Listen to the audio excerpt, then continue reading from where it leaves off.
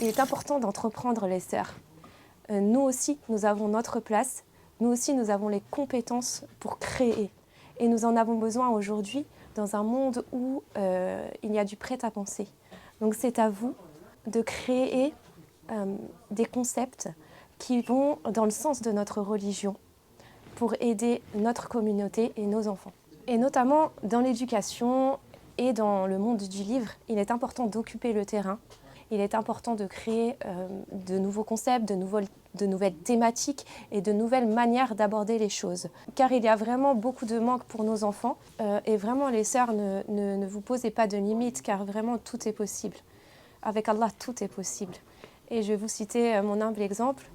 J'ai été mère au foyer plusieurs années. Et je sais que vous savez à quel point c'est compliqué d'entreprendre des projets à ce moment-là, puisqu'on est très occupé. Et malgré tout, avec des enfants en bas âge, j'ai réussi à créer mes livres que voici, pour donner ma pierre à l'édifice pour la communauté musulmane. Et je vous incite à en faire de même, puisque nous avons besoin de toutes les compétences nécessaires pour notre communauté et pour pouvoir avancer. En fait, tout est une question d'organisation et de motivation. Vous avez une idée, vous voulez l'entreprendre, organisez-vous pour que cela soit possible. Et pour cela, aménagez-vous du temps. Le temps, ça va être un des concepts clés pour réussir vos projets. Il va falloir l'optimiser, puisqu'évidemment, femme au foyer, énormément de travail, donc il va falloir vraiment optimiser votre temps. Je vais vous donner 2-3 astuces que moi j'ai utilisées pour réaliser mes projets.